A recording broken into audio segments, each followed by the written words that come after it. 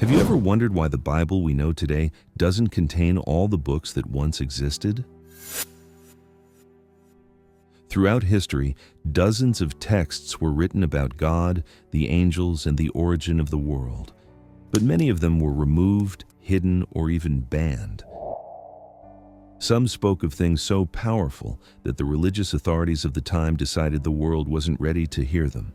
Today, I'll tell you the story of those lost books, the sacred texts that were erased from the Bible, but not from time. Let's begin. The Bible, as we know it today, didn't fall from the sky complete.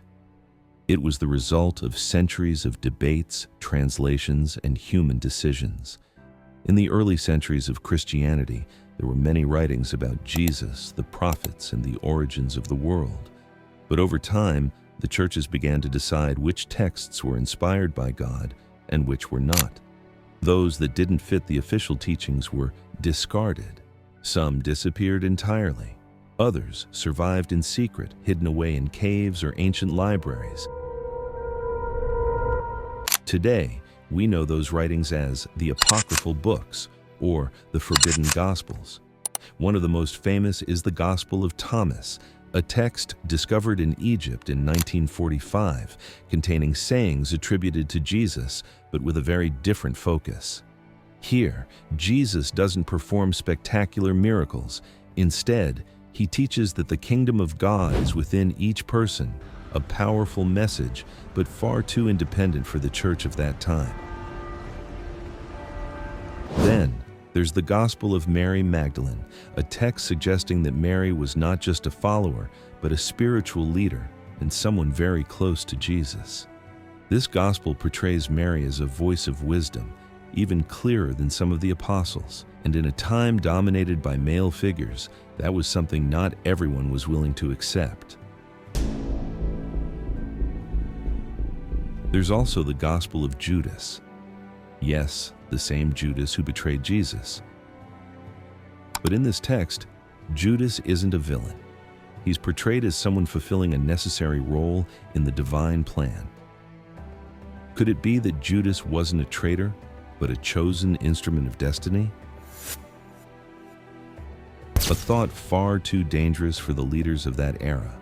It wasn't only the Gospels that were removed. Several books of the Old Testament were also left out of modern Bibles.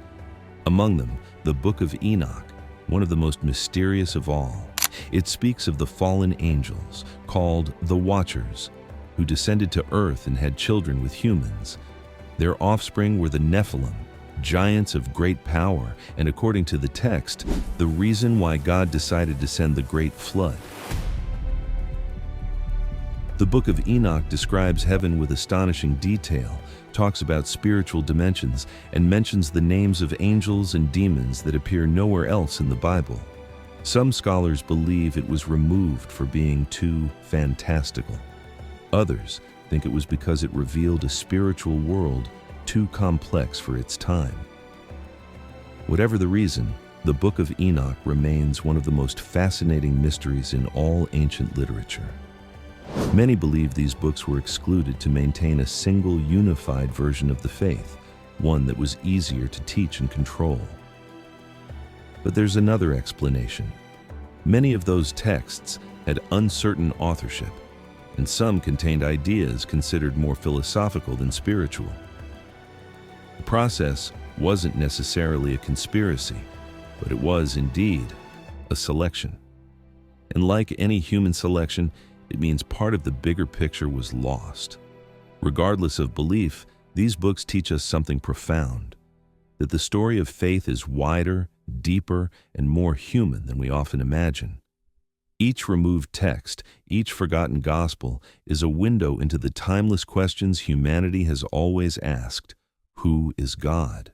Where do we come from? And what is our true purpose? Maybe faith isn't just about having all the answers, but about daring to keep searching. The lost books of the Bible are still out there, waiting to be read, interpreted, and understood. Because even though they were erased from official scriptures, they were never erased from history. If you enjoyed this video, leave a like, subscribe, and comment. Which of these books would you like me to explore in the next episode? Until then, may your search for truth continue to light your path.